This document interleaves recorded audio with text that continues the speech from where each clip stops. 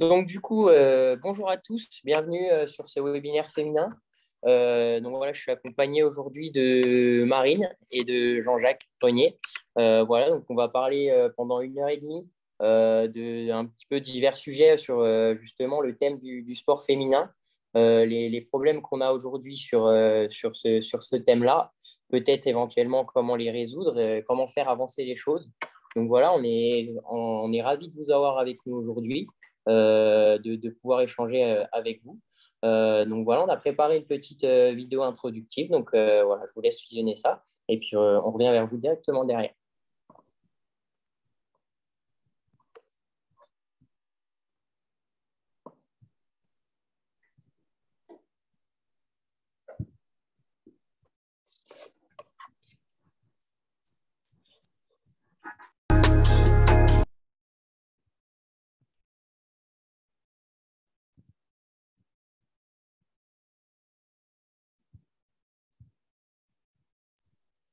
Donc, du coup, aujourd'hui, on tenait à remercier tout d'abord l'UFR STAPS qui nous permet de réaliser ce projet qui nous tient à cœur.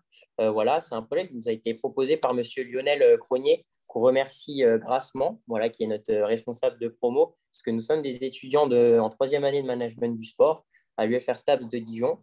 Donc voilà, on remercie l'UFR STAPS, on remercie Lionel de nous permettre d'évoluer et de prendre de l'expérience aussi et puis de nous exprimer sur un sujet qu'on souhaite faire évoluer. On remercie aussi la Ligue Bourgogne-Franche-Comté du sport universitaire et Jean-Jacques Renier qui est à ma droite aujourd'hui. Donc voilà, on le remercie beaucoup. Je vais le laisser dire un petit mot. Donc voilà, à toi Jean-Jacques. Bonsoir à tous, merci à vous de m'accueillir sur ce premier webinaire. Comme vous le savez, nous aurons plusieurs webinaires on est actuellement à la saison 2 des webinaires. Un gros travail a été réalisé par les étudiants qui aujourd'hui jouent le jeu à fond pour cette première partie. Et ce sont des étudiants qui travaillent toute l'année dans ce secteur-là, donc c'est un plus pour eux. Soyez indulgents avec eux, mais ne vous inquiétez pas, ils ont bien répété, ça devrait très bien se passer. Un grand merci également aux intervenants, parce qu'on va avoir des intervenants de très grande qualité aujourd'hui. Il y a un thème très important qui me tient particulièrement à cœur, le sport féminin, la féminisation. C'est très, très, très important. On a la chance aujourd'hui d'avoir des sportifs de haut niveau, même de très haut niveau, puisque vous verrez tout à l'heure Camille Moutard, qui est dans la perspective des Jeux Olympiques de Paris 2024. Et puis également Laure Allam, une handballeuse professionnelle, qui aura l'occasion également de vous parler un petit peu de son parcours. Donc merci à elle d'être présent. Et puis je suis très heureux parce qu'on a également un intervenant de très haute qualité, en la personne d'Alan Fenoblio. C'est un ancien étudiant de l'UFR STAPS qui a débuté son projet depuis quelques années, qui fonctionne vraiment très très bien, il va vous en parler. Ça nous fait d'autant plus plaisir qu'il est un petit peu de la maison de chez nous, du sport universitaire et également de Dijonais, également de l'UFR STAPS.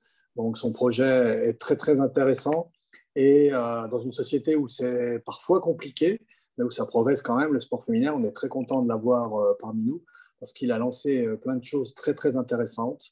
Donc, son expérience va nous permettre à tous de nous enrichir. Et je tiens à dire que les étudiants qui sont présents, parce qu'ils sont quand même un bon petit groupe, vous en voyez seulement 2 aujourd'hui, mais il y en a d'autres qui sont de l'autre côté, qui sont aux manettes. Il y a un gros travail de régie à faire, de prise de vue, etc. Donc, c'est plutôt très intéressant dans le cadre de leur formation. Merci à eux d'être à fond, d'y croire aussi, parce que quelque part, on est là, c'est des projets qui sont très, très proches du milieu professionnel. Donc, bravo à eux. Et je crois qu'on va tout simplement passer directement au premier thème. Donc, je vous souhaite un bon visionnage et j'espère que n'hésitez pas également à revenir, puisque ces interventions seront ensuite rapatriées directement sur le Facebook de la Ligue Bourgogne-Franche-Comté du sport universitaire. Vous pourrez à loisir aller les consulter, mais également envoyer des liens pour toutes les personnes qui pourraient également revenir voir toutes ces choses très intéressantes. Voilà, je vous souhaite un bon premier webinaire, pardon, je vais y arriver, un bon premier webinaire, et puis je laisse la place aux étudiants de L3 Mala. Eh ben, merci Jean-Jacques. Je tenais aussi à remercier quelqu'un de l'ombre, entre guillemets, qui s'appelle Flo Perrault, voilà, qui nous a quand même beaucoup aidé aujourd'hui, qui se donne à fond pour qu'on puisse réussir notre projet. C'est un étudiant de master, donc qui a un an de plus que nous. Donc, on le remercie aussi, puisque c'est grâce à des étudiants comme lui aussi qu'on peut évoluer, puisque lui, il est passé par là il y a un an. Donc, c'est tout frais pour lui et nous donne des conseils, tout ça. Donc, on le remercie aussi, voilà, de nous avoir accompagnés et aidés à réaliser ce projet. Voilà. Donc aujourd'hui, on l'a dit, on a la chance d'avoir 3 intervenants avec nous. Donc Alan Fenoglio, donc, qui est président de l'association du collectif des sportives. Et on a la chance aussi d'avoir 2 sportifs professionnels, donc Camille Moutard qui évolue en marche athlétique et Laura Lass qui fait partie de la JDA handball. Voilà, et on va peut-être pouvoir laisser intervenir Alan qui est parmi nous normalement. Donc voilà, bonjour Alan. Bonjour Jérémy. Donc on va aborder un petit peu différents thèmes avec toi aujourd'hui. On va d'abord parler de ton parcours. Tu es passé par l'UFR STAPS, mais avant, on a préparé une mini vidéo introductive. Donc voilà, on va lancer la vidéo et puis après, on va te poser quelques questions. Ok, ça marche.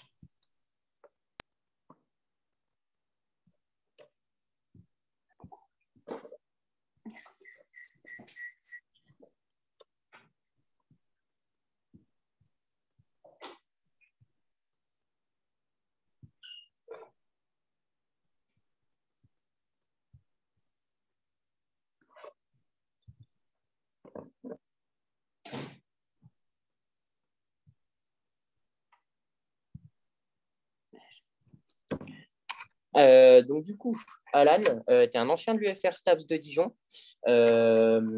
Voilà, donc la question aujourd'hui, c'est comment tu en es arrivé à créer le collectif des sportifs? Qu'est-ce que c'est le collectif des sportifs aujourd'hui?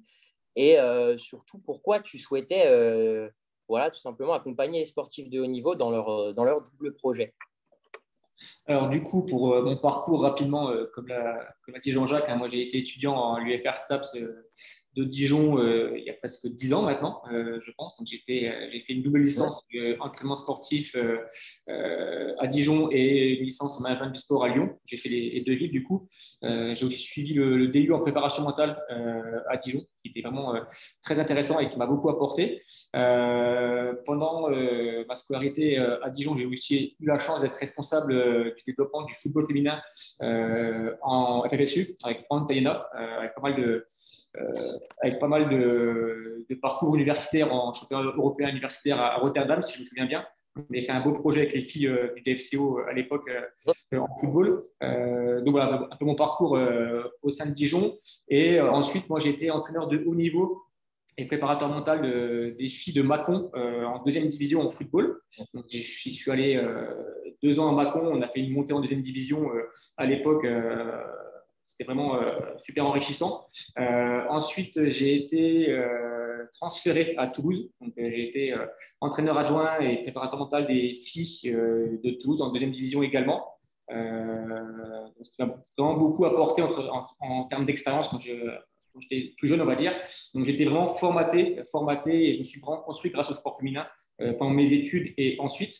Donc, c'est pour ça que derrière, j'ai voulu créer une structure qui était la plus concrète et opérationnelle pour accompagner les sportifs de haut niveau en France, parce qu'il y a un gros besoin d'accompagnement des sportifs sur le côté accompagnement global, sur le côté économie aussi. Il y a pas mal de choses à mettre en place, même si ça évolue. Il faut vraiment rester positif sur le sujet. Depuis 10 ans, on peut voir que ça évolue réellement, même s'il y a encore beaucoup de chemin à parcourir, mais ça évolue réellement. Donc, j'ai voulu vraiment, suite à mon parcours scolaire et parcours d'entraîneur de haut niveau, j'ai voulu vraiment créer ma propre structure. D'accord. Et ça fait combien de temps maintenant que la structure du collectif existe? Et puis, quelles ont été les évolutions que tu as pu apporter, par exemple, à différentes athlètes? Alors, du coup, ça fait 3 ans. On a 3 ans actuellement. l'association a 3 ans. Au début, vraiment, c'était vraiment les prémices. Donc moi, au tout début, je suis à la rencontre de pas mal de sportifs de haut niveau en France, plus d'une centaine au tout début. Donc j'ai rencontré vraiment des sportifs de tous les sports, sport collectif, sport individuel, sport olympique et non, pour comprendre un peu les problématiques du sujet. J'avais même fait un café débat à l'époque à Dijon. Je me souviens, et vraiment, c'est des cafés débat un peu partout, à Paris, à Lille, à Dijon, à Toulouse, etc., pour rencontrer les sportifs et comprendre leurs problématiques. C'était vraiment la base du projet.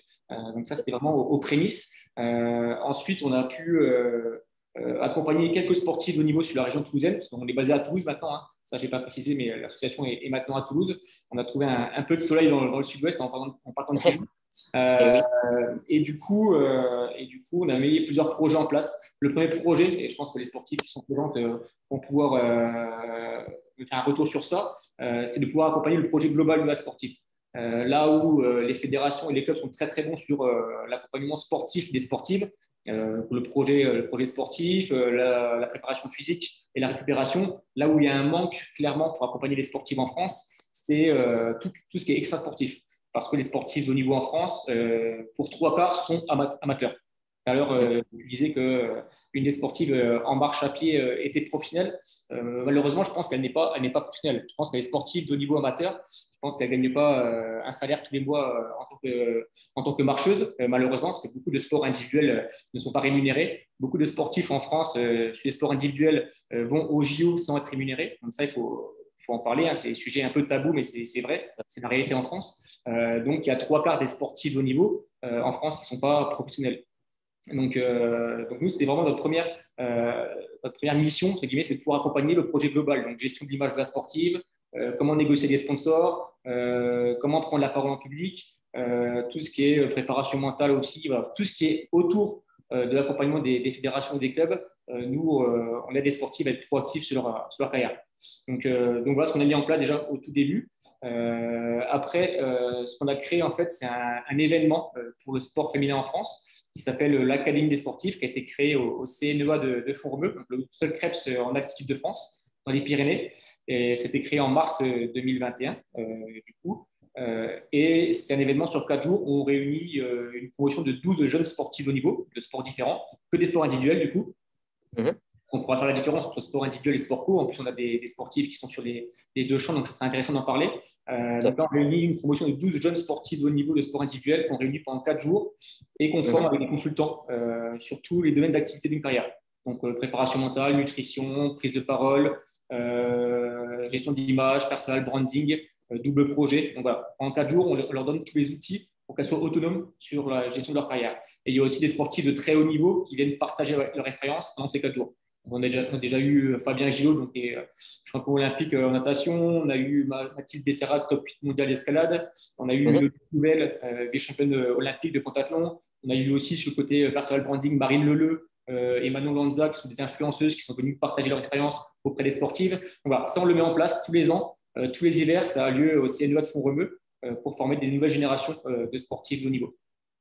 Donc voilà un peu ce qu'on a mis en place. Et là, ce qui arrive bientôt, pour terminer sur ce qu'on met en place au sein de l'association du collectif sportive, on va lancer une web série en septembre prochain qui aura pour but de mettre en valeur les sportifs de haut niveau en France. Donc en fait, une entreprise assez connue va aller passer 24 heures chez les sportifs de haut niveau en France pour montrer la vraie vie des sportifs de haut niveau, parce qu'il y en a beaucoup qui ont très très bien géré leur carrière et qui ont un double, triple projet au quotidien. Et il faut mettre en avant ces femmes de l'ombre, un peu, on va dire.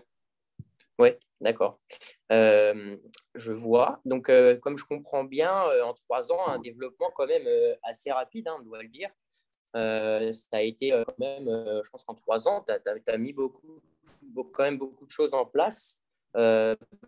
Déjà, félicitations pour ça, parce que je pense qu'aujourd'hui, on peut dire que tu es un acteur de l'évolution du sport féminin et la professionnalisation du sport féminin, puisque, comme tu l'as dit, l'objectif, c'est que de plus en plus d'athlètes avec un E de haut niveau puissent être rémunérés, vivre de leur passion. J'allais te poser la question, ce serait quoi aujourd'hui pour toi une athlète de haut niveau? Comment tu vois l'idéal d'une athlète de haut niveau au niveau de sa rémunération? Comment tu la vois vivre et dans quelles conditions tu voudrais la mettre? Dans quel changement tu voudrais réellement apporter? Et comment tu vois les choses d'ici peut-être une dizaine d'années? Ouais, ça c'est le but, hein, c'est que chaque athlète, si on parle de sport individuel, parce que sport co, ça commence vraiment à bien se développer. Je pense que la handballeuse de Dijon pourra en parler, hein, les fédérations handball, football, basket et volleyball, du moins les premières divisions de chaque fédération sont pro maintenant. Donc il y a eu vraiment une belle évolution depuis 5-10 ans sur les sports co. Après, sur les sports individuels, c'est très précaire. Clairement, à part les têtes d'affiche qui gagnent des médailles d'or au JO ou sur d'autres championnats du monde, les 2, 3, 4e fixes dans ces tours-là sont encore précaires.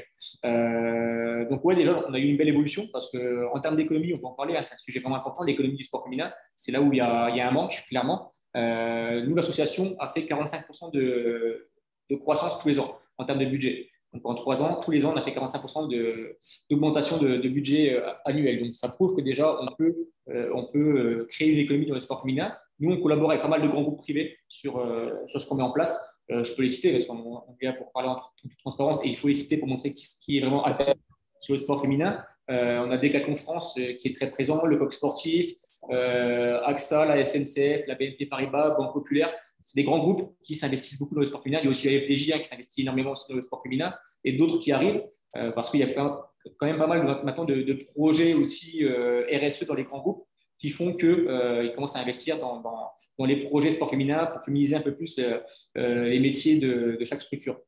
Donc, déjà, c'est comme ça que nous, on a réussi à se développer.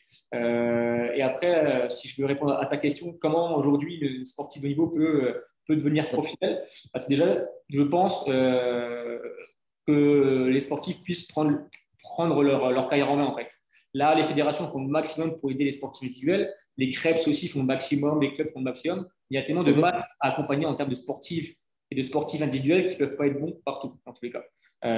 Donc déjà, la première chose, c'est que les sportifs et les sportifs soient proactifs sur la gestion de leur carrière, qui ne laissent pas tout le monde faire tout pour eux, qui sortent un peu de leur bulle fédérale, prennent un peu les choses en main, ça c'est important, qui puissent se former sur tous les métiers pour gérer une carrière de sportif de haut niveau, hein, parce que maintenant, un sportif de haut niveau, c'est un vrai chef d'entreprise.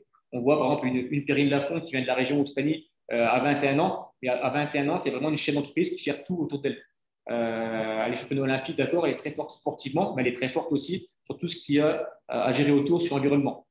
Donc maintenant, il faut vraiment que les sportifs puissent être proactifs, puissent mieux gérer leur image, savoir comment valoriser aussi leur profil de sportif niveau sur tel ou tel sport. Il y a des sports qui sont encore peu visibles, mais il faut réussir à les mettre en avant et communiquer sur les sports. Donc gérer son image, gérer sa communication, gérer les sponsors, comment gérer sa comptabilité, trouver quelle structure aussi mettre en avant par rapport à son projet. Est-ce que c'est une association, est-ce que c'est une micro-entreprise, est-ce que c'est une SASU? Voilà, tout ça, je pense que maintenant, la nouvelle génération de sportifs de niveau doit prendre en main son projet pour réellement créer son propre projet à elle et pas attendre que les fédérations ou les clubs fassent tout pour elle.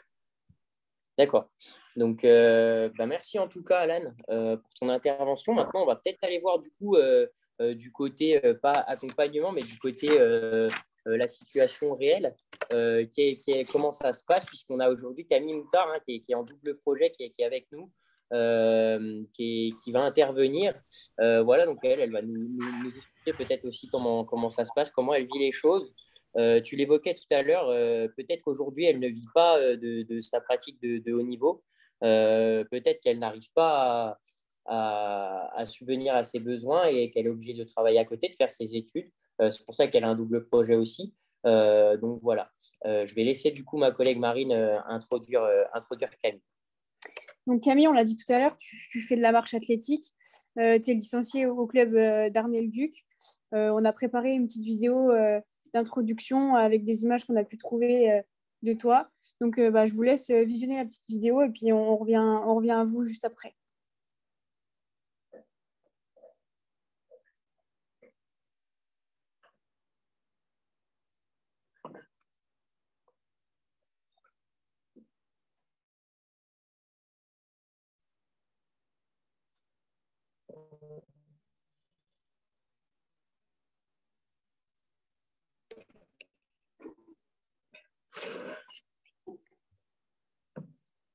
C'est bon? C'est la vue directe. Camille, on a dit tu es championne de France élite en 3000 mètres. Tu es en 3e année de licence APAS, donc à l'UFR STAPS de Dijon. Tu es en février, donc du coup, tu deviens championne du France de 3000 mètres indoor en battant le record. Tu montes à différentes reprises sur les podiums français comme à Albi en 2020 où tu prends la 3e place sur 10 km outdoor. Et tu performes aussi sur les championnats d'Europe avec une belle 4e place en Estonie sur les 20 km. Nous, notre question aujourd'hui, c'était comment allier vie d'étudiante et vie de sportif de haut niveau, puisqu'on est tous étudiants et on est tous, pas sportifs de haut niveau, mais on fait tous du sport à côté. Et on sait que parfois, c'est difficile d'allier les deux côtés, donc étudiante et sportive. Donc, comment toi, tu arrives à allier les deux et à faire que ça marche ? C'est une organisation, un emploi du temps calé sur voilà, chaque heure est importante. On ne perd pas une heure sur l'emploi du temps. Et après, j'ai un encadrement autour, j'ai tout un cercle autour de moi, voilà, entraîneur, préparatrice physique, qui organise en fait mon emploi du temps de sportive en fonction de mon emploi du temps d'étudiante. Donc je suis les cours à la fac comme tout le monde. En fait, j'essaye de limiter les fois où je vais devoir louper les cours. Et donc j'organise mon emploi du temps de sportif en fonction de l'emploi du temps de mes cours. Et après, sinon, en STAPS à Dijon, on a donc le statut de haut niveau qui nous permet donc de pouvoir s'entraîner à côté, de pouvoir participer aux compétitions. Donc, c'est vrai que ça aide bien quand on a un emploi du temps chargé. Ça fait du bien de pouvoir se détacher un peu des cours pour pouvoir s'entraîner, justement. Et après, c'est vrai que c'est quand même une belle organisation. Sur les semaines de cours, ça fait des semaines vraiment, des jours vraiment à rallonge. C'est long. Et donc voilà, vraiment, il faut tout caler. Si on n'a pas cours 1h30 dans la journée, c'est 1h30 qu'on va prendre pour s'entraîner et retourner en cours après. C'est vraiment, voilà, tout est calé, tout est programmé. Et voilà, souvent, je fais à la semaine, en fait, je regarde mon emploi du temps de la semaine, ce que j'ai à faire à l'entraînement et je cale en fonction de quand j'ai des heures de libre ou pas. Si j'ai pas d'heure de libre, l'entraînement, je le décale à un autre jour ou alors je le fais tard le soir. Mais bon, quand l'hiver, par exemple, c'est pas possible. Donc voilà. Ouais, donc c'est quand même pas mal d'anticipation et d'accompagnement autour, quoi. T'es pas toute seule à gérer ça, à mettre en place, quoi. T'es quand même accompagnée avec des personnes qui t'aident à mettre tout ça en place et qui sont là pour te diriger un peu, te diriger non, mais pour te cadrer et que ça fonctionne, quoi. Oui, c'est ça. Donc j'ai 2 entraîneurs et une préparatrice physique. Donc ça me permet, les entraîneurs, ils vont me faire le plan d'entraînement. Et après, par contre, c'est moi qui organise mon plan d'entraînement en fonction de mon emploi du temps de cours. Voilà, c'est moi qui gère, mais en même temps, eux, ils ont mon emploi du temps de cours et ils voient si tel jour, j'ai une journée complète, ils ne mettent pas d'entraînement ce jour-là. Parce que c'est pareil, il faut essayer de limiter la fatigue quand on passe 6 heures, 6-8 heures en cours. Repartir après s'entraîner le soir, c'est pas toujours évident, c'est pas toujours bénéfique. On a plus, on est fatigué, même si on reste assis, finalement, ça fatigue et c'est long, quoi. C'est long et on limite la fatigue, on limite le risque de blessure aussi. Donc voilà, tout est calé avec les entraîneurs et la fac aussi, du coup, qui permet de bien organiser tout ça. Est-ce qu'avec tout ça, tu arrives un peu à... Tu es quand même une jeune fille, donc je pense que tu as quand même aussi besoin de voir tes amis et de sortir un peu. Est-ce que tu arrives quand même à avoir cet aspect de vie où tu peux quand même avoir des moments où tu vas plus te reposer, où tu vas pas forcément être sur un entraînement, où tu vas dire, tiens, là, j'ai envie de sortir 1 heure avec mes copines ou voilà, est-ce que tu arrives à avoir des moments comme ça ou pas du tout? Alors, oui, je vais avoir des moments où je vais me dire, bon, bah, là, je peux sortir. En fait, j'ai des périodes vraiment, les périodes avant compète, bah voilà, je suis dans l'entraînement, donc c'est vrai que c'est un peu compliqué de sortir le soir ou pas que le soir, la journée, le midi, aller manger avec les copains, les copines, des fois c'est un peu juste parce qu'on doit repartir à l'entraînement juste après. Donc des fois, ouais, c'est un peu compliqué quand on propose des choses, même au niveau familial, c'est compliqué. Des fois, on peut pas, il y a des repas de famille ou des anniversaires qu'on peut pas y assister parce qu'on est en entraînement ou alors on part en compétition. Mais après, c'est un choix de vie. Enfin, je veux dire, j'ai décidé de faire du sport de haut niveau et en même temps de gérer mes études parce que, comme on l'a dit tout à l'heure, je suis pas athlète professionnelle, donc je gagne pas ma vie à faire de la marche athlétique, à m'entraîner. Donc, une fois que ma carrière sera finie, il faudra bien que j'ai une sortie de secours un peu. Qu'est-ce que je vais faire après ma carrière et même pendant ma carrière, si j'arrive pas à vivre de la marche athlétique, il faudra bien que je fasse quelque chose à côté pour gagner ma vie, quoi, parce que c'est pas toujours c'est pas toujours évident.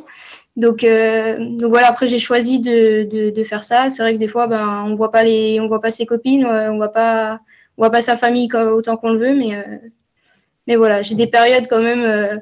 Voilà, la semaine dernière, j'étais en période de repos, donc c'est vrai que quand on est en période de repos, on profite un peu plus de voir sa famille, ses amis. Voilà. On vient d'avoir une question là, dans le chat. On te demande que t'apporte cette pratique de haut niveau pour tes études et que t'apporte tes études pour ton entraînement. Et est-ce que tu voudrais devenir athlète professionnel? Déjà, alors, mes études, qu'est-ce qu'elles m'apportent? Moi, je suis en activité physique adaptée, donc on voit beaucoup, voilà, tout ce qui est en STAPS, voilà, tout ce qui est musculaire, tout ce qui est récupération, tout ça. Voilà, ça nous apporte quand même beaucoup sur ma pratique. Et après, le sport.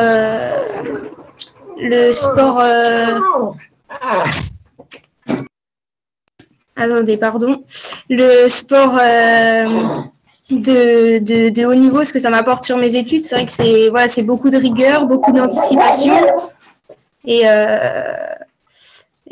donc voilà, les deux, en fait, je pense que du fait que ça fait 3 ans que je vis comme ça, je me vois pas être sans l'un ou sans l'autre. C'est les deux ensemble, voilà. Et après, est-ce que je voudrais être athlète professionnel? C'est vrai que ça serait vraiment, ça serait bénéfique. À 2 ans des Jeux Olympiques, c'est vrai que c'est compliqué de se dire qu'on est encore sur un double projet. Mais après, je ne sais pas si je pourrais vivre uniquement de ma pratique, faire que ça, en fait, que m'entraîner et que faire des compétitions. Je pense que je suis bien dans un mode de vie où je vais travailler, où je vais en cours. Et à côté, par contre, je m'entraîne et voilà. En fait, je pense que j'ai un peu peur de me mettre à fond dans ma pratique et qu'une blessure arrive ou quelque chose arrive et que je puisse plus rien faire du tout. Et là, je pense que ça serait un peu... je serais un peu perturbée, un peu... Voilà, je veux pas me mettre à fond dans ma pratique. Pour le moment, après, ça peut changer. Mais voilà, pour le moment, c'est comme ça. Oui, c'est quand même quelque chose qui est précaire, hein, la carrière sportive, ça peut basculer à tout moment. Hein. C'est qu'une blessure peut mettre fin à une carrière très rapidement. Donc, c'est vrai qu'avoir quelque chose à côté, comme tu l'as dit, continuer tes études, avoir un diplôme et avoir faire quelque chose à côté, c'est quand même quelque chose qui est bénéfique et qui pourra te servir, je pense, plus tard. Je crois qu'on vient d'avoir une autre question dans le chat. On te demande, est-ce que tu t'entraînes à Arnay ou à Dijon? Ton club, est-ce que c'est ton premier club? Est-ce que c'est toujours ton club d'aujourd'hui? Et comment tu as progressé dans le temps dans le même club? Alors, moi, je m'entraîne à Dijon, du coup, la semaine. Donc, je suis sur Dijon. Et après, le week-end, je rentre sur Arnay. Donc, je fais un peu les deux. Pendant les vacances, je suis jamais sur Dijon. Je suis toujours du côté d'Arnay. Et oui, mon premier club, c'est toujours mon club d'aujourd'hui. J'ai jamais changé. Et pour la progression, en fait, moi, quand j'ai commencé l'athlé, du coup, je faisais de la course. Je me suis mis à la marche ensuite et je m'entraînais 3 fois par semaine. Ma première année de haut niveau, je m'entraînais uniquement 3 fois par semaine. Ce qui fait qu'avec mon entraîneur, on a augmenté progressivement la charge d'entraînement, la charge de travail. Et donc, ce qui fait que les performances, elles ont augmenté également, puisque quand on s'entraîne plus, mais en faisant attention à cette charge d'entraînement, on progresse, même si on reste dans le même club. Enfin, il suffit juste de pas faire trop d'un coup. Cette année, je m'entraîne 6 fois par semaine. L'année prochaine, ce sera peut-être 7, après 8. Je vais pas passer de 6 à 12, par exemple. Donc on a tout fait progressivement. On a commencé le renforcement musculaire, la préparation physique. Et tout ça, c'est ce qui m'a permis de progresser tout en restant avec le même entraîneur et dans le même club. Et est-ce que c'est quelque chose, être rémunéré pour faire de la marche athlétique, c'est quelque chose que tu aimerais? Est-ce que c'est déjà le cas, par exemple, par le biais des sponsors? Est-ce que tu as des sponsors déjà qui te suivent ou pas du tout? Alors, moi, j'ai un petit magasin sur Quetigny, Terre de Running, qui va m'aider surtout sur le financement des chaussures, parce que finalement, pour la marche athlétique, on n'a pas besoin de grand-chose. Mais après, j'ai pas de sponsor. J'ai pas de sponsor précis. J'avais fait une petite vidéo il y a pas longtemps. J'expliquais que en fait, aujourd'hui, c'est plus compliqué que ce qu'on pense. Les réseaux sociaux, ça a tellement pris des proportions énormes que maintenant, quand on va voir un partenaire, ils nous demandent plus nos performances, ils nous demandent plus combien d'abonnés on a sur Instagram. Donc, c'est vrai que quand on fait de la marche athlétique, on n'a pas beaucoup d'abonnés. Donc voilà, enfin, j'ai pas de sponsor pour le moment. Ça viendra peut-être, mais pour le moment, voilà, j'ai juste des petites aides à côté, enfin, d'un petit magasin, mais ce qui fait beaucoup d'ailleurs, qui m'aide beaucoup. Mais j'ai pas de vrai, voilà, comme il parlait tout à l'heure, Alan, Decathlon ou autre, j'ai pas. Ok. Et on a une autre question, du coup, encore dans le chat, qui demande quelle est ton ambition au final sur le plan sportif et aussi sur le plan du coup des études. Sur le plan sportif, mon objectif, c'est Paris 2024. Donc voilà, on fait tout pour. On commence, enfin, on est en pleine préparation. On a 2 ans des Jeux, donc la préparation, elle a déjà commencé. Et donc Paris 2024, ça serait super. Après, il y a 2032 aussi, 2028 pardon, à Los Angeles. Donc voilà, vraiment l'ambition finale, ça, c'est les Jeux Olympiques. Paris, ça serait super quand voilà, c'est en France, c'est à la maison, donc ça serait super. Et après, concernant mes études, donc je suis en 3e année là cette année en activité physique adaptée et santé.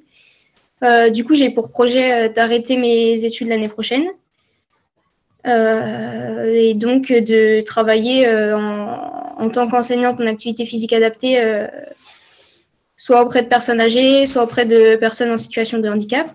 J'ai pas encore, tout dépendra en fait de ce qu'on va me proposer, de ce que moi je vais pouvoir trouver, de ce que voilà, et aussi tout dépendra du coup de comment je peux organiser ma carrière de haut niveau avec le reste, le travail ou autre. C'est ma prochaine question. Du coup, comment tu vois ton avenir professionnel et ta carrière de haut niveau fonctionner ensemble en fait et sans négliger un par rapport à l'autre, tout en du coup menant ta vie aussi privée à côté, quoi. Du coup, oui, c'est un peu ce que je disais. Pour l'instant, ma carrière de haut niveau, elle vient tout juste de commencer, donc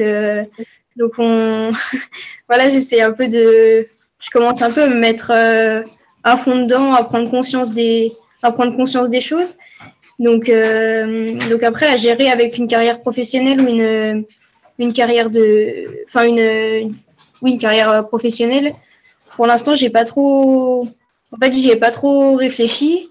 Enfin, je vais voir en fait sur quel poste je vais trouver, quel travail je vais pouvoir trouver, quelles sont les aides que peuvent mettre en place la fédération, parce que la fédération, elle peut permettre d'avoir des aménagements au niveau de l'emploi du temps professionnel.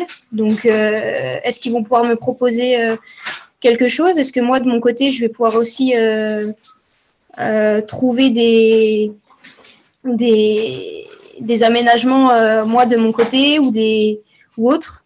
Mais en tout cas, les deux seront liés forcément, en sachant que je ne gagne pas ma vie grâce à ma pratique. Il faudra dans tous les cas que les deux soient liés et j'aurai pas le choix. Oui.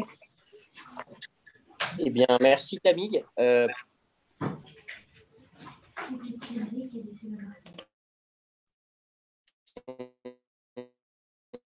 Mon témoignage. Maintenant, je vais revenir vers Alan. Je voulais demander à Alan justement comment tu l'accompagnerais, du moins, ou comment tu l'orienterais aujourd'hui pour l'aider à progresser et à s'épanouir dans son double projet sans pour autant que ce soit quelque chose qui soit un rythme qui soit trop soutenu pour une athlète comme Camille qui aujourd'hui pratique à haut niveau la marche athlétique. Déjà, moi, je suis tout à fait d'accord avec Camille. Déjà, elle prône le double projet. Et nous, au sein du collectif, on n'a que des sportifs qui ont un double projet. Ça, c'est vraiment important pour nous. C'est vraiment l'ADN du collectif d'accompagner des sportifs qui ont un double projet. Parce que comme a dit Camille, sur les sports individuels, il y a très peu d'économie. Pour trouver des sponsors, c'est très compliqué. Surtout sur des sports un peu moins visibles comme la marche à pied, même si c'est un sport olympique, ce qui aide beaucoup. Déjà, d'être dans un sport olympique, c'est un plus énorme. Trouver des sponsors, surtout maintenant à 2 ans des JO à Paris. Donc ça, c'est déjà une plus-value assez intéressante. Déjà, d'avoir ce double projet, nous, c'est déjà énorme dans tous les cas pour une sportive de haut niveau. Parce que, comme elle disait, si elle se blesse ou si elle a une méforme ou un mini burn-out, on peut aussi en parler parce que beaucoup de sportifs de niveau ont des fatigues psychologiques et ça, on en parle très peu en France. Donc voilà, déjà d'avoir des piliers sur lesquels se reposer hors sport, que ce soit les études ou un projet pro ou aussi, comme disait ta collègue, le côté social, d'avoir des amis à voir assez régulièrement, c'est assez important. Parce qu'il n'y a pas que le sport, il faut aussi pouvoir s'échapper et avoir un équilibre. Et c'est ce que fait très bien Camille de ce que je vois. Après, elle en parlait aussi, là où elle pourra aussi potentiellement avoir une CIP, donc c'est ce qu'elle disait, d'avoir des aménagements grâce à la fédération, donc d'avoir une convention d'insertion professionnelle, c'est aussi possible. Donc, d'être salarié 50% dans une entreprise et 50% faire son sport, c'est des choses qui se mettent en place. Je pense que c'est ce que devait faire son homologue. C'est pour ça que j'avais mis un petit commentaire dans les commentaires, justement, que Yoann Diniz était chez La Poste à l'époque, quand il était champion du monde, recordman du monde, etc. Il était salarié à La Poste et en même temps faisait son sport de haut niveau. Et pour le petit clin d'œil, maintenant, Yoann Diniz est responsable du team Décathlon pour les JO de Paris. Donc, n'hésite pas à le contacter si ce n'est pas déjà fait, Camille, parce qu'il sera sûrement sensible à ton projet. Donc voilà, de faire une CIP pendant son projet olympique, c'est une des clés, je pense. Il y a pas mal de grands groupes, que ce soit justement La Poste, la SNCF, le groupe BPCE, la FDJ, qui accompagnent des sportifs vraiment soit financer complètement le projet, soit aussi aider et accompagner le double projet. Il y a beaucoup de sportifs et de sportifs de haut niveau qui veulent garder un équilibre entre les études et le sport de haut niveau parce que c'est vraiment une plus-value pour eux. Donc, moi, je l'invite vraiment à continuer ce double projet parce que ça se voit par rapport à sa personnalité que c'est important pour elle. Et le temps qu'elle sera épanouie, elle sera performante en tous les cas. Et certains sportifs ont arrêté un double projet et sont partis dans des pôles ou à l'INSEP et derrière ont moins performé parce que justement, ils étaient hors environnement, ils se retrouvaient plus par rapport à ce nouveau projet-là. Donc, le temps qu'elle est épanouie et qu'elle progresse proche de Dijon, moi, je pense que c'est important pour elle de ne pas la sortir de son environnement où elle est vraiment performante. Donc, déjà, continuer vraiment à avoir ce double projet, garder un environnement proche d'elle où elle est épanouie. Et puis, comme elle disait, en tous les cas, aussi développer son image. En tous les cas, elle l'a dit, Il ne faut pas se leurrer. L'image, maintenant, est très, très importante pour les sponsors, sur les réseaux sociaux, création de vidéos, création de contenu digital. C'est super important. Et pourquoi pas aussi, nous on le fait beaucoup avec les sportifs du collectif qu'on accompagne, créer une campagne de financement participatif. Ça, nous on le fait tous les mois avec les sportifs du collectif. Et il y a beaucoup de personnes, de particuliers qui sont sensibles au projet de sportifs, qui sont précaires dans le sport de haut niveau, qui ont vraiment une personnalité, qui ont vraiment une histoire à raconter. Et souvent, ils financent les projets olympiques. Donc, on peut facilement avoir 4 000, 5 000 euros de dons privés de particuliers pour aider à un projet olympique comme celui de Camille. Ça peut être aussi des possibilités.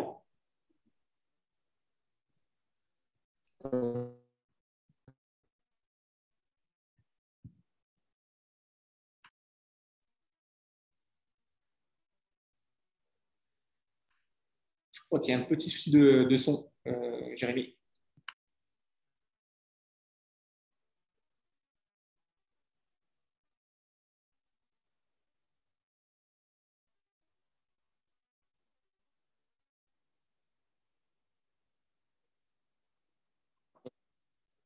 Oui, on en parlait aujourd'hui, comme l'a dit Camille, l'image est très importante.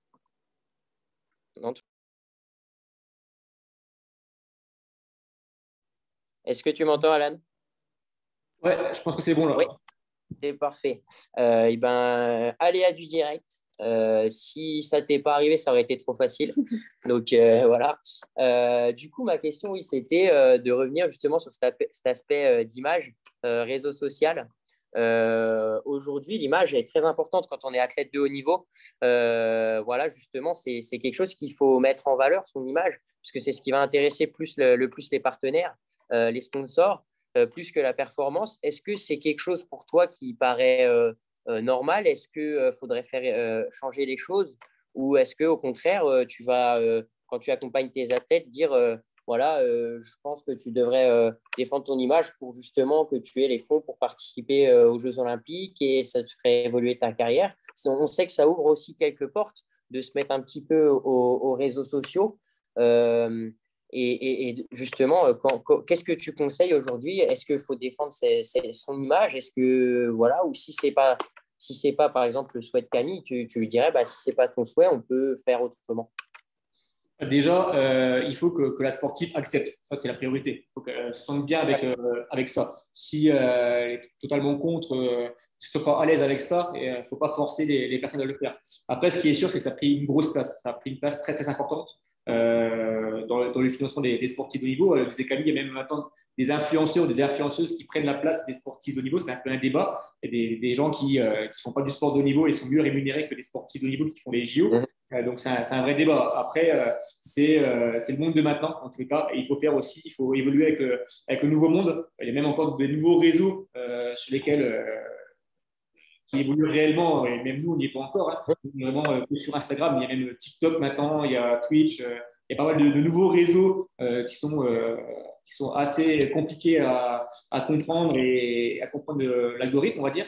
Mais je pense qu'il faut faire un petit effort au début. Après, par rapport à sa personnalité, il ne faut pas non plus se surjouer ou survendre. Il faut garder sa personnalité parce que la communauté qui suit Camille dans son sport et dans la vie quotidienne, ça sera ses premiers supporters et ses premières personnes qui vont l'aider à faire grandir son réseau et son projet. Donc, moi, je l'invite réellement à essayer de faire quelques stories, montrer un peu ses entraînements, ses compétitions, ses voyages, parce que ce que vivent les sportifs de haut niveau en général, c'est quand même assez extraordinaire. Nous, on était étudiants où on fait du sport de manière lambda, on va dire, mais ce que font les sportifs de haut niveau tous les jours, matin, midi, soir, récupération, et ça, 7 jours sur 7 pratiquement, c'est assez fou en fait, d'avoir cette régularité. Il y a beaucoup de gens qui veulent voir ça en fait. Ils veulent voir un peu le côté intimiste de ce que vivent vraiment les sportifs de haut niveau. Donc moi, j'invite vraiment Camille à essayer, entre guillemets, si elle ne le fait pas du tout, je ne sais pas, je ne connais pas du tout son Instagram ou autre, d'essayer d'avoir une petite ligne directrice sur le sujet. Et aussi, j'invite aussi les sportifs de haut niveau à utiliser le réseau LinkedIn, parce qu'on en parle très très peu dans le sport, mais c'est un réseau qui est très très puissant pour aller se mettre en valeur auprès d'entreprises privées, parce que c'est un réseau professionnel, LinkedIn, et il y a beaucoup d'entreprises privées qui suivent les sportifs de haut niveau sur LinkedIn. Et il y a pas mal d'opportunités à avoir. Donc voilà. Les deux réseaux, franchement, où il faut être présent pour un sportif de niveau, c'est Instagram et LinkedIn. clairement. D'accord, et ben, merci pour ce point de vue. On va revenir peut-être maintenant vers Camille pour tout simplement lui poser la question. Elle, comment elle voit les choses? On a surveillé un petit peu ton compte Instagram, Camille. On doit te l'avouer. Voilà, on a vu que tu t'étais mis à faire quelques TikTok. Donc, est-ce que c'est quelque chose aujourd'hui, les réseaux sociaux, que tu as envie de développer?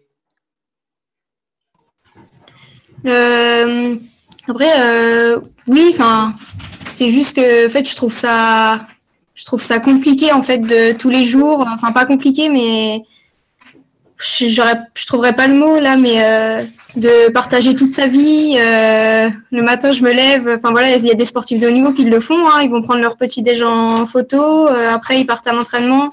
Alors oui, je pense que voilà, enfin c'est ce qu'il faudrait faire pour attirer un peu tout ce qui est entreprise, partenaires, sponsors.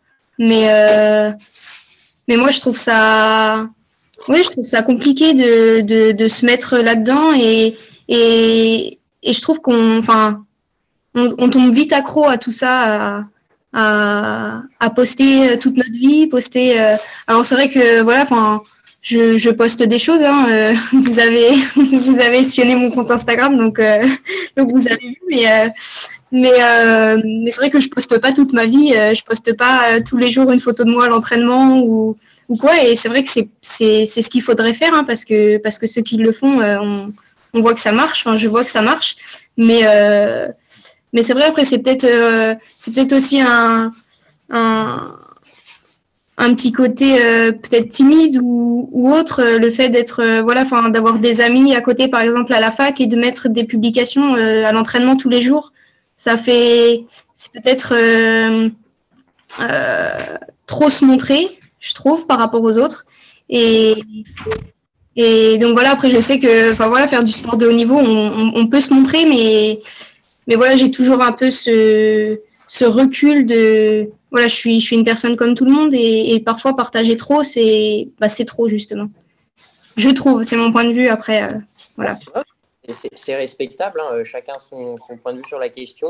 Et comme je comprends, c'est aussi une question d'équilibre. Trouver qu'est-ce qu'on va poster, quel type de communication on va vouloir activer aussi sur ces réseaux sociaux. Est-ce qu'on veut montrer sa vie, sa pratique, comment on s'entraîne, est-ce qu'on veut aller plus loin aussi? C'est quelque chose qui, je pense, se réfléchit, qui n'est pas à prendre à la légère par les temps qu'on court, en tout cas. Certes, il y a quelques années, ce n'était pas comme ça. On a vu les réseaux sociaux apparaître. Nous, on a grandi avec. C'est vrai qu'on est une génération qui avons connu ce développement-là. Comme tu l'as dit, on devient vite accro justement à beaucoup poster. On voit beaucoup d'athlètes le faire, soit des athlètes masculins ou féminins. Et d'ailleurs, je crois qu'on avait une question dans le chat qui évoquait justement une question peut-être auquel Alan pourrait répondre.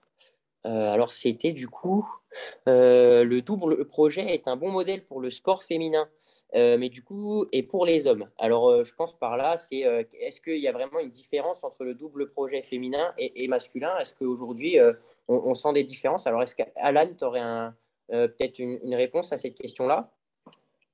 Moi, en fait, je ne différencie pas les deux. Le double projet, moi, je pense que c'est super important. Dans tous les cas, en termes d'équilibre de vie pour les sportifs de haut niveau en général. Après, il faut l'adapter par rapport à une année olympique ou un cycle de performance. Mais je pense que c'est aussi important pour les hommes ou les femmes de sport de haut niveau. Après, maintenant, il y a quand même pas mal de structures aussi, hein, comme les départements sportifs de haut niveau pour les universités ou les écoles privées qui aménagent les emplois du temps pour les sportifs de haut niveau. Il y a aussi pas mal d'écoles privées qui font du e-learning pour sportifs de haut niveau. Je pense à l'UM Lyon, qui n'est pas très loin de chez vous, avec qui nous collabore pas mal. L'UM Lyon, ils ont fait un cursus totalement e-learning. Les sportifs de haut niveau, qui soient au Brésil ou autres, peuvent, quand ils ont du temps libre, se former au quotidien. Et ça, c'est assez intéressant. Donc voilà, que ce soit en université ou en école privée, il y a des possibilités d'aménager, de rallonger les études pour pouvoir avoir un double projet et puis avoir un projet sur lequel se rabattre après sa carrière, et un projet qui ne sera pas par défaut. Parce que beaucoup de sportifs de haut niveau ont un projet par défaut en fin de carrière et c'est très compliqué. Si on n'a pas une seconde vie épanouissante, c'est là où c'est compliqué pour les sportifs de haut niveau, alors qu'ils ont plein de compétences à transférer vers un projet pro, entreprise ou autre. Donc moi, je suis complètement pour le double projet, que ce soit pour les hommes ou les femmes dans le sport. D'accord, et ben, merci pour cette réponse. C'est vrai que je suis assez d'accord avec toi là-dessus. J'ai pas mal d'entourage qui sont aussi en double projet dans le sport masculin et c'est vrai que c'est important. On a aussi, je vais rebondir sur une arrivée. On a Laura qui vient d'arriver, Laura Lasme, qui est handballeuse à la JDA, Club d'handball Dijonais. Eh bien, bonjour Laura, est-ce que tu nous entends? Bonjour à tous. Oui, je vous entends.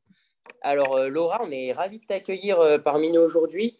C'est vrai qu'on t'a contacté assez récemment Oui. suite à un événement. Voilà, on avait une autre athlète de base et on remercie Laura du coup de pouvoir s'être rendue disponible pour nous Merci, aujourd'hui. c'est Euh, gentil. voilà, on va pouvoir te poser quelques questions. Oui, D'abord, je vais te laisser te présenter. Qu'est-ce que tu fais? Du coup, tu fais du handball. c'est ça. Alors, comment ça se passe aujourd'hui pour toi? Alors, oula, comment vous dire que j'ai un peu une longue carrière. On va dire que Ouais. j'ai commencé un peu, ça fait longtemps. Donc, alors j'ai commencé le hand en cinquième. Mhm. Cinquième. Et vous savez, bah, au collège, comme un peu tout le monde, tu fais du sport. Et en fait, moi, j'ai une amie à moi qui habite pas très loin de chez moi. Elle m'a dit, bon, Laura, t'aimes bien le hand, donc viens, on s'inscrit, viens, tu t'inscris dans mon club. Et vu que c'était à 5 minutes à pied, j'ai commencé du coup au Blanc-Ménil, parce que moi, je suis parisienne, en fait. Je suis pas du Ah, tout de Dijon, je suis de la région parisienne. Donc, c'est pour ça aussi que je connais Antoine Chaudançon, du coup. mhm. Un petit On coucou, le du coup. salue. Oui, c'est ça. Il est, Et il est là, hein, il est dans la salle aujourd'hui. ouais, je sais, je Pardon. sais. Du coup, je lui fais un petit coucou parce que je le connais depuis bah, qu'on a commencé le hand, depuis la LIF.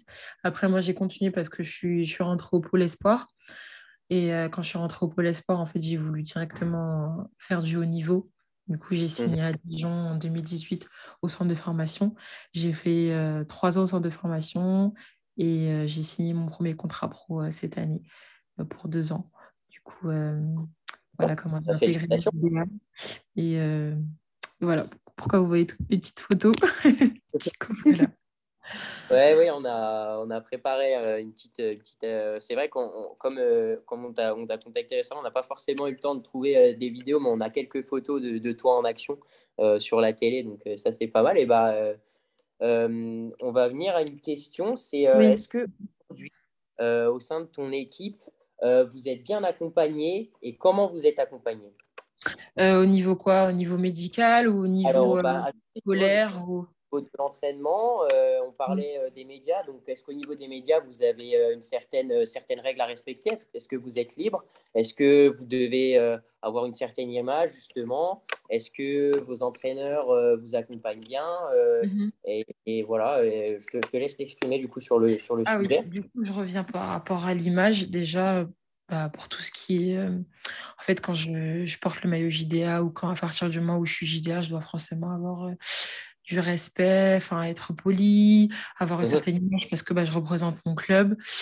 Pour tout ce qui est réseau, vraiment quand je dois porter, enfin je dois faire une photo par rapport au sport ou en fait si je monte le maillot JDA, bah, je dois informer bah, le service de la communication qui doit valider, mon coach aussi je mhm, dois le prévenir, le directeur sportif que bah on va dire que si je mets un poste avec chez un ostéo qui est pas du club et que c'est mon ostéo personnel, si je me mets avec le maillot enfin si je me poste, enfin je fais une photo avec, il faut que j'ai forcément le maillot de la JDA. Enfin, mhm, c'est beaucoup, on va dire, il y a des règles à pas franchir parce que bah, déjà on est sous contrat et il y a des trucs qu'on ne doit pas mhm, faire, on peut faire quoi. Donc voilà, par rapport à ça. Et après, au niveau de l'accompagnement, tout ce qui est médical, oui, on est accompagné, on a un staff. Et puis ça se passe plutôt bien. Donc franchement, il n'y a pas de souci par rapport à ça. Et je trouve que c'est bien le fait d'avoir quelqu'un dans la communication qui peut poster bah, nos photos, qui peut nous dire ce qu'on doit faire, ce qu'on ne doit pas faire. On fait une réunion d'avant, de pré-rentrée pour nous informer de tout ce qu'on doit poster ou pas vraiment mhm, poster, le fait de se mettre en privé ou pas en privé. Enfin, et les trucs que tu peux faire sur les réseaux que quand tu es sportif de haut niveau, il y a des trucs que tu ne peux pas trop faire non plus parce qu'il y a un peu, on va dire, les partenaires, tout ça, qui peuvent regarder notre compte. Donc, on a un peu... Bah, si tu as envie de faire des trucs, le mhm. mieux, c'est de le mettre en privé. si D'accord. tu veux vraiment montrer ta vie pendant les vacances, etc. Et après, si tu sais que tu vas avoir un compte où tu n'auras pas trop de trucs à montrer, tu te mets en public et il y a pas de souci par rapport à ça. Du coup, voilà. D'accord. Ouais, donc c'est toi qui choisis, mais il y a quand même des règles à respecter. Voilà, Euh, c'est ça. euh, J'étais en train de penser, est-ce qu'aujourd'hui, Mhm. tu es 100% dans le handball? Est-ce que c'est 100% de ta vie? Tu gagnes ta vie grâce à ça? Est-ce que tu as une double vie? Est-ce que tu as un travail à côté? Oui. Non, alors moi, j'ai eu, je fais un peu mon parcours, j'ai fait du coup le lycée. En fait, j'ai eu mon bac. J'ai voulu faire une double option, c'est-à-dire que l'année où je suis passée stagiaire pro, j'ai signé mon premier contrat pro.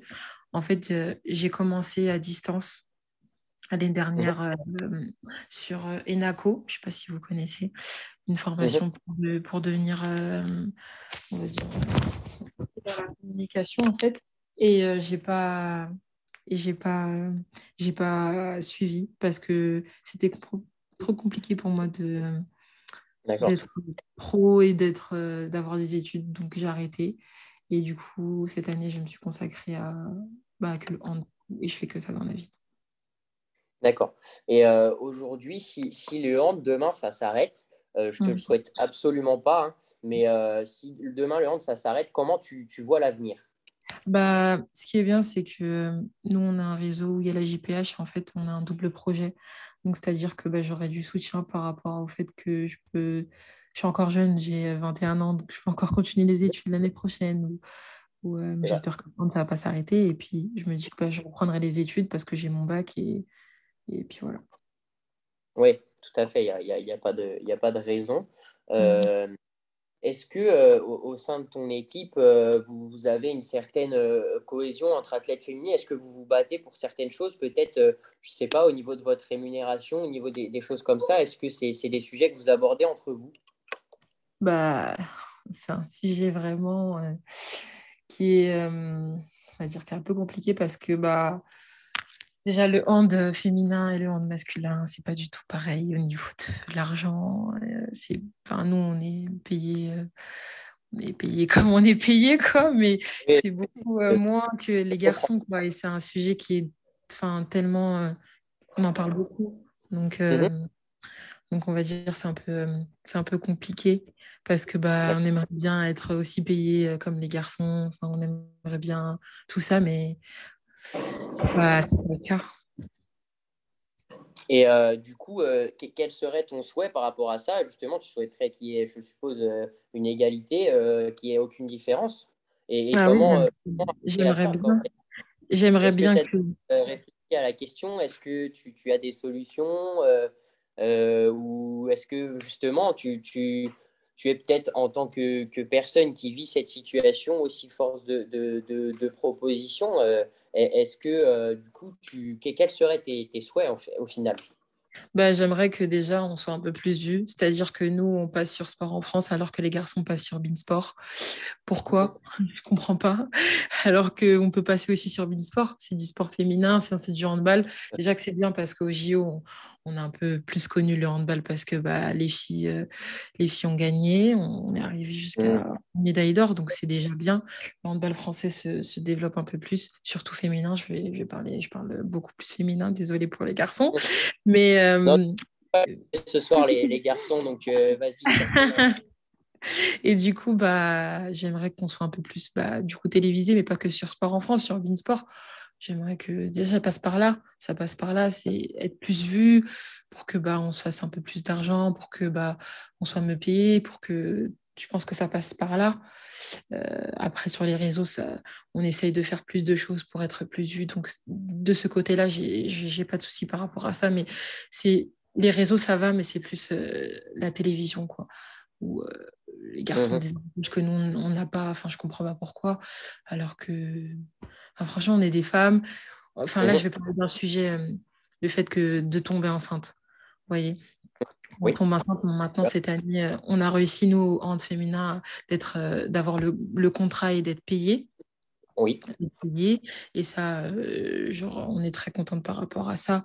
Mais il y a eu un souci là dernièrement, je ne sais pas si vous êtes un peu au courant. Chloé Bullet, une handballeuse professionnelle qui était sous contrat et qui a fait son enfant. Le club a rompu son contrat parce qu'elle a eu un enfant. Donc, c'est-à-dire que, voilà, en fait, parce qu'elle a un enfant, et ben, ils estiment que peut-être qu'elle va pas bien revenir et ils ont plus besoin d'elle. Du coup, bah, ils ont cassé son contrat. Et je trouve ça alarmant. Enfin, franchement, d'être une femme, ça a des avantages, ok, ça a des petits inconvénients parce qu'on fait des enfants, oui, mais c'est pas pour ça qu'on va casser un contrat. Enfin, chez l'homme, ça peut pas arriver. Et ça, enfin, pour moi, c'est grave, quoi. Donc voilà. Effectivement, oui, c'est révoltant. On va Mhm. revenir vers Alan. Justement, tu as évoqué le sujet, Laura, du fait de tomber enceinte. Est-ce que toi, Alan, tu as justement des athlètes qui sont dans cette situation, qui ont eu une rupture de contrat et comment tu vois les choses par rapport à ça? Déjà, c'est bien qu'elle ait parlé du sujet de la handballeuse de Toulon, si je me souviens bien. Oui. La fédération de handball est l'une des fédérations de base qui a vraiment fait des gros efforts pour la maternité des handballeuses. Donc, on connaît très bien Cléopâtre Darleux, nous en interne. Donc, on avait vu un peu son évolution après avoir eu son enfant, et elle est revenue au top niveau assez rapidement. Donc, c'était vraiment un modèle. Et puis derrière, la fédération a fait vraiment beaucoup d'efforts pour avoir des congés maternité, etc., pour les handballeuses. Donc, c'est vrai qu'on était pas mal surpris de ce qui s'est passé là, à Toulon. Hein, si je me souviens bien, je ne suis pas sûr à 100% que c'est Toulon. Tu me le dis si je me trompe. Et du coup, ouais, il y a eu un couac là, clairement, du club qui n'a pas voulu reprolonger, je crois, l'année d'option de Chloé, du coup, parce que elle a eu un enfant et n'est pas ce qui est normal, n'est pas encore prête à reprendre les matchs. Mais normalement, il faut bien sûr du temps pour revenir au top niveau, comme l'avait fait Cléopâtre à l'époque. Donc là, il y a vraiment eu un gros couac, et ça tombe à un mauvais moment parce que c'est au moment où l'évolution justement de la fédération de handball et des clubs de handball montrait l'exemple à toutes les autres fédérations. On l'a vu aussi en football, il y a eu, je crois, Amel Majri qui est tombée enceinte et qui restera salariée de l'OL féminin pendant son accouchement et pendant son retour au top niveau. Donc, les choses évoluent, et il y a eu ce couac qui n'est pas très bon pour le club en l'occurrence. Nous, en interne, on n'a pas eu de sportif pour l'instant qui est tombé enceinte dans leur carrière. On a beaucoup de jeunes, en fait, jeunes sportifs. On a que la nouvelle génération qu'on accompagne. On a vraiment beaucoup de jeunes qui ont fait les JO d'hiver là, en Chine et qui préparent les JO 2024. C'est encore des jeunes, donc elles ne sont pas encore sur un projet familial, mais c'est un sujet qui est super important pour nous, clairement. On avait justement mis en place une bourse maternité à l'époque avec Cléopâtre Darleux, justement. C'est des sujets sur lesquels on travaille. On travaille avec pas mal de médecins du sport et des kinés sur tout ce qui est vraiment spécifique au corps de la femme, parce que c'est des sujets très tabous, clairement. On commence à travailler aussi avec l'INSEP, qui a créé un service Empower il y a 2 ans seulement, où justement il commence à parler des sujets vraiment propres à la femme dans le sport de haut niveau et comment s'en servir justement pour performer. Donc c'est des sujets qui sont encore tabous mais qui évoluent, et justement c'est un peu dommage qu'il y ait eu ce petit couac il n'y a pas longtemps là. Oui, hein, c'est vrai qu'on en a entendu parler. Je vais laisser ma collègue Marine enchaîner. Elle a peut-être des questions aussi par rapport aux rémunérations, tout ça, aux différences de rémunération. Moi, j'avais surtout une question pour Alan. Vous aviez parlé tout à l'heure que vous aviez été voir une centaine de sportives pour savoir leurs problématiques. Je voulais savoir, moi, qu'est-ce qui ressortait vraiment de ces problématiques? Est-ce qu'il y a vraiment des problématiques qui ressortent plus que d'autres? Donc, on a parlé l'arrêt de la carrière parce qu'on tombe enceinte, parce que blessure, ou parce que le contrat il s'arrête, comme on l'a vu, parce qu'on a un enfant. Quelles sont vraiment les grosses problématiques qui ressortent des 100 personnes que vous aviez vues? Ouais, complètement. La maternité, c'est un sujet super important. Hein. C'est un sujet qui est vraiment spécifique au sport féminin, et c'est un sujet qui touche vraiment les sportifs, parce que avant, il y a beaucoup de sportifs qui faisaient un enfant par défaut à la fin de leur carrière, alors que peut-être qu'elles avaient des envies pendant la carrière. Donc maintenant, il faut prouver que c'est possible d'avoir un enfant pendant sa carrière, que ce soit un sport co ou un sport individuel, et qu'elles puissent reprendre leur métier après normalement. Donc là, c'est vraiment l'enjeu du sport féminin vraiment prioritaire, on va dire. Après, les besoins qu'ont les sportifs de haut niveau, c'est en termes de rémunération. On en parlait avec Camille sur les sports individuels.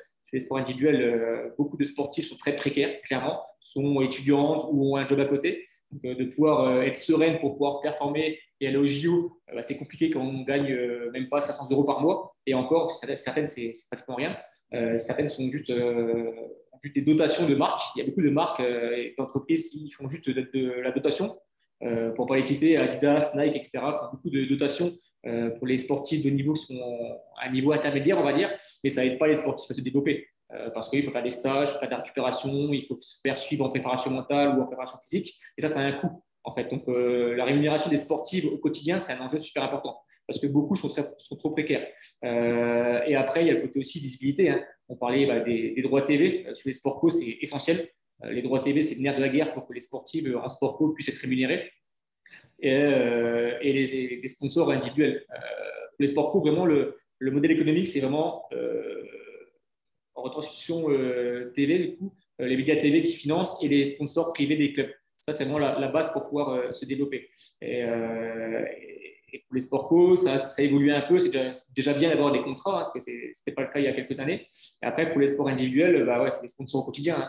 Les sponsors au quotidien, il y a très peu de sportifs qui peuvent avoir des sponsors qui financent l'année des sportifs, à part les têtes d'affiche, comme je le disais. Donc, il y a vraiment maternité, visibilité des sportives, moyens financiers au quotidien pour être serein et ne pas être sous pression, on va dire. Et après, il y a aussi le staff. Hein. Le staff, il y a souvent des sportifs de haut niveau qui sont moins bien staffés que des hommes à haut niveau. Là où des hommes ont peut-être un staff très complet sur tous les angles de carrière, sur tous les besoins de carrière, on va dire, que ce soit relations presse, que ce soit préparation physique, préparation mentale, kiné, ostéo, agent ou autre, des sportifs de haut niveau sont moins bien staffés que les hommes, en l'occurrence. Je me tourne maintenant vers Camille et Laura. Est-ce que vous, en tant que sportif, vous avez l'impression qu'il y a d'autres sujets tabous que la maternité dans les sports du coup individuels ou collectifs? Est-ce que vous avez l'impression qu'il y a des sujets où c'est plus compliqué d'en parler, ou vous allez avoir plus de mal, ou vous dites non, c'est pas forcément, ça rentre pas forcément dans le cadre du sport, ou voilà, est-ce qu'il y a d'autres sujets comme ça que tabous ou que vous évitez d'évoquer? Du coup, je prends la parole. Je sais pas si elle veut parler avant ou pas. Pas de souci, pas de souci. Oui, il y a le sujet du voile. Je sais pas si vous avez vu un peu par rapport au hand, en fait, pour les grandes compétitions ou pour si tu es en club professionnel, le voile, il y a une règle comme quoi, en fait, on peut pas le porter pendant les matchs. En fait, et du coup, c'est un peu un sujet tabou et je trouve ça dommage parce que des personnes qui ont des religions qui ne peuvent pas se protéger par rapport à ça, je trouve ça dommage en fait. Donc voilà, c'est un sujet un peu... Tabou. Ouais, c'est ça. Camille, est-ce que toi, tu vois d'autres sujets ou pas tabous? Là, comme ça, non. Après, je sais que voilà, ça se rapproche de la maternité, mais voilà, chez les femmes, les menstruations, ça reste encore quelque chose de compliqué à parler. Enfin, quand on est en entraînement, qu'on n'est pas bien, parfois il y a des situations un peu compliquées. Et c'est vrai que bon, ça commence un peu à se développer entre guillemets, mais on commence à être un peu plus ouvert. Voilà, moi je sais que je suis entourée. Enfin, mes 2 entraîneurs sont des hommes, et c'est vrai que c'est plus tabou maintenant. Mais je pense que quand on arrive dans un nouveau club ou autre et qu'on se retrouve avec des hommes autour, je pense que c'est quelque chose qui peut être un peu tabou, un sujet qu'on évite qu'on va éviter d'épiloguer, et alors que c'est un sujet, je trouve important. Enfin, c'est quand même quelque chose qui peut nous empêcher de faire certaines choses, et donc ouais, je pense que c'est un sujet important et il faut pas hésiter à en parler, et voilà. Et est-ce que vous, en tant que sportif du coup féminine, vous avez justement eu des problèmes, je ne sais pas si vous avez eu un coach qui était du coup masculin, est-ce que vous avez rencontré plus de problèmes que si vous aviez une coach féminine? Est-ce que votre relation du coup était différente? Comment vous pouvez expliquer un peu ça? Je ne sais pas si vous avez eu des coachs masculines ou féminines, si vous avez eu les deux, si vous avez eu que des garçons, que des filles, mais Comment est-ce que vous avez trouvé une différence, en tout cas, entre les deux relations?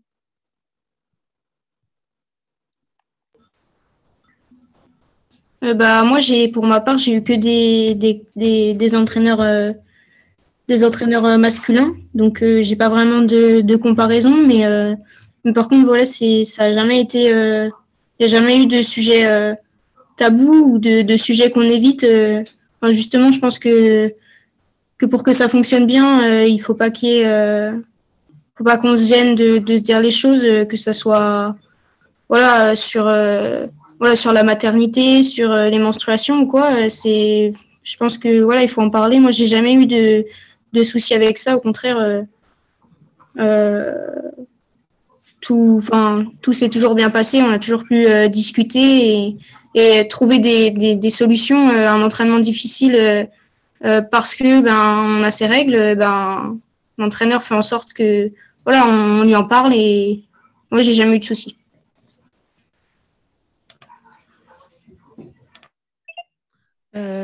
Du coup, moi, je réponds à la question. Moi aussi, j'ai pas eu de soucis par rapport à ça.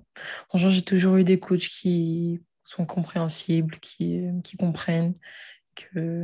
Après, je sais que moi, ça m'est pas arrivé personnellement, ça m'était jamais arrivé. Mais des amis à moi qui ont souvent des problèmes, enfin, qui ont souvent très, très mal, des maux de ventre, quoi. En fait, elles sont du coup pas venues à l'entraînement pour ce cas-là et le coach ne lui a pas du tout dérangé. Après, vu qu'il a peut-être une fille, donc je pense qu'il comprend, mais peut-être qu'il y a des coachs qui comprennent pas. C'est vrai que c'est un sujet aussi un peu tabou, mais je trouve que maintenant ça va. Enfin, les coachs commencent à faire un peu la part des choses par rapport à ça. Donc c'est plutôt cool. Ouais, donc c'est quelque chose qui prennent en compte et qui comprennent. Et Alan, on va revenir justement aussi sur ce sujet-là. On ne l'a pas forcément évoqué avec toi, mais est-ce que c'est quelque chose dans tes recherches que tu avais identifié? Et est-ce qu'aujourd'hui, dans ton accompagnement avec les athlètes, c'est quelque chose que tu vas aussi prendre en compte? Ouais, complètement. On parle beaucoup avec les sportifs du collectif. Hein. Pour info, on accompagne 21 sportifs de haut niveau dans le sud de la France actuellement, donc sur que les sports olympiques individuels. Et bien sûr, c'est un sujet qui est super important.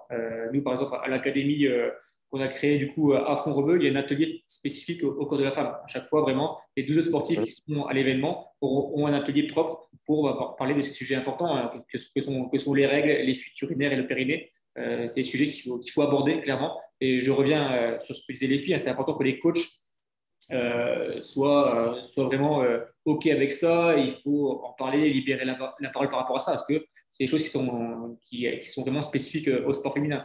Et souvent, il y a des sportifs qui aiment quand même avoir une coach féminine, que ce soit dans le staff, avec un kiné ou un bénévole, une bénévole femme, qui soit quand même dans le staff pour libérer un peu plus facilement la parole. Parce que c'est jamais simple, quand on a 20 ans, d'aller voir le coach et de leur dire qu'il y a des soucis par rapport à ces sujets-là. Donc, souvent, les filles, quand même, aiment avoir une fille dans le staff pour qu'elle puisse faire l'intermédiaire sur ces sujets qui sont des fois un peu compliqués quand on a 20 ans pour en parler. Donc, ouais, nous, c'est vraiment des sujets importants. On est en relation avec pas mal de médecins et de kinés qui font le lien avec les sportifs sur ces sujets-là. Est-ce que ce ne serait pas aussi au club et aux fédérations justement de sensibiliser les futurs entraîneurs, futures entraîneuses à ces sujets-là, pas forcément avoir des petites formations ou comment gérer, comment aborder les problèmes que peuvent avoir les filles? Est-ce que ce n'est pas justement au niveau fédéral et club de mettre ça en place? Il y a beaucoup de sujets au niveau fédéral qui pourraient faire progresser. Donc, c'est pas toujours la priorité. Hein. Il y a pas mal de sujets à faire avancer en France sur le sport sur tous les angles, même si on évolue bien et ça évolue quand même. Maintenant, par rapport à il y a 10 ans, il y a quand même pas mal de choses qui évoluent. Il y a moins de sujets tabous, même si ça existe encore, hein, mais d'avoir des formations des coachs et des préparateurs physiques sur ces sujets-là, ce serait vraiment important, quoi. Et pour l'instant, ce n'est pas encore le cas. Comme je disais que ça fait seulement 1 an et demi, 2 ans qu'à l'INSEP, il y a un service vraiment dédié à ces sujets-là. C'est qu'on a encore du retard sur ça en France. Dans tous les cas, donc, je ne suis pas sûr que dans les CREPS et dans tous les clubs de France, on soit encore prêts à mettre ça en place. Et il ne faut pas oublier aussi qu'il y a des coachs masculins ou des préparateurs physiques masculins qui sont encore contre, hein, qui sont encore un peu machos et qui ne veulent pas entendre ces choses-là. Donc, on a encore quand même pas mal d'évolutions et de prise de conscience à faire bouger sur ces sujets. Et c'est vrai que ce serait important de faire changer certaines mentalités. Je vais encourager les personnes présentes sur ce webinaire à mettre des questions dans le chat. On va y répondre justement. L'objectif aussi du webinaire, ça va être c'est d'échanger avec les intervenants. On a la chance de les avoir aujourd'hui. On les remercie de leur présence. Et voilà, je vous invite, ceux qui sont là, en tout cas en tant que visiteurs, à poser des questions dans le chat. On va les aborder avec nos intervenants. Donc voilà, je ne sais pas s'il y a des questions actuellement. Peut-être pas. On a. Alors, est-ce que. Mettre en lumière ton projet de marche athlétique. Alors, on avait une question pour Camille qu'on n'a pas forcément abordée tout à l'heure. C'était une question. Alors, est-ce que alors, beaucoup de monde marche aujourd'hui. Est-ce un élément à valoriser pour soutenir, mettre en lumière ton projet de marche athlétique? Donc, une question pour Camille, du coup. Oui, je pense que c'est bien de valoriser le fait qu'aujourd'hui, la marche, c'est une discipline qui commence à prendre un peu plus de l'ampleur au niveau de l'athlétisme en général, mais aussi au niveau national. On a de plus en plus de jeunes, surtout en école d'athlé, qui commencent à marcher. Du coup, ça entraîne les parents, les grands frères, les grandes sœurs. Du coup, c'est vrai qu'on a commencé à avoir un peu plus de monde sur la discipline. Et donc oui, je pense que c'est un élément qui peut permettre de mettre en lumière mon projet, le fait que les gens commencent à s'y mettre, les gens commencent à s'intéresser aussi. Je croise de plus en plus de personnes que j'entends dire c'est de la marche athlétique, alors qu'avant, moi quand j'ai commencé, les gens me demandaient ce que je faisais ou alors me regardaient vraiment bizarrement. Donc ouais, je pense que ça permettrait de mettre en lumière mon projet, enfin en tout cas d'aider au développement de la marche athlétique. On a une question qui vient de disparaître. Non. On a une question pour Alan, du coup. On demande, avez-vous connaissance de dispositifs émergents nationaux qui pourraient pallier au manque de formation des entraîneurs ou entraîneuses? Sur quelle thématique, du coup? Sur la thématique spécifique aux sportifs, c'est une question assez générale, on va dire. Moi, je ne suis pas en relation directement avec le monde fédéral hein, sur des entraîneurs. Nous, on forme spécifiquement les sportifs directement. Après, ce qui est sûr, c'est que les entraîneurs et les entraîneuses, on va dire, si des fois, ils n'ont pas les formations adaptées au niveau fédéral, ils peuvent aussi se former de leur côté. Hein. C'est aussi, pour moi, le job d'un entraîneur ou d'un manager d'un club ou d'un préparateur physique, hein, d'apprendre et de s'améliorer au fur et à mesure. Donc, c'est aussi à eux d'être proactifs. Après, les dispositifs émergents au niveau national sur telle ou telle fédération ou telle formation spécifique, je ne sais pas.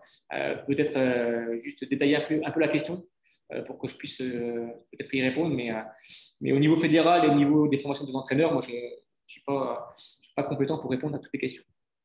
Alors, Lucille, du coup, c'était Lucille qui posait la question. Tu peux peut-être prendre la parole si tu veux, Lucille, pour préciser ta question ou la mettre dans le chat directement comme tu veux. Mais si tu veux, tu peux activer ton micro, il n'y a pas de problème. Eh bien, bonjour à tous. Du coup, pour préciser la petite question, c'était pour savoir si au niveau national, sur la thématique un peu de la place dans le monde du sport, sur les tabous qui se brisent là depuis quelques années, est-ce qu'il y a des formations par rapport à la place de la femme dans le sport, par rapport à des adaptations possibles qui n'étaient pas forcément imaginables il y a quelques années? Est-ce qu'il y a des choses qui émergent là-dessus? Est-ce qu'il y a des ateliers? Là, vous parliez d'ateliers dans votre académie. Est-ce qu'il y a des ateliers à votre connaissance qui émanent du national et qui ont pour objectif de pallier justement à ce manque de connaissances et d'informations des entraîneurs et entraîneuses? je ne sais pas si du coup ça répond un peu plus à la question. Ouais, c'est plus précis. Du coup, je te remercie. Comme je le disais, à l'INSEP, il commence à avoir des choses mises en place, clairement. Après, il doit y avoir sûrement des initiatives au niveau local de ligue ou de département qui peuvent mettre en place des choses, hein. Donc ça, c'est vraiment spécifique à chaque région, chaque département, etc. Après, je sais que moi, qu'il y a des initiatives privées qui existent, hein, des associations comme Félix France qui aide aussi à former un peu les dirigeants, à prendre leur place de dirigeants femmes dans les fédérations ou dans les clubs. Donc ça, c'est vraiment super important parce qu'on n'en a pas parlé, mais il y a très, très peu de femmes présidentes de fédérations ou de femmes présidentes de ligues en France. Donc c'est un sujet super important pour aider au développement du sport féminin.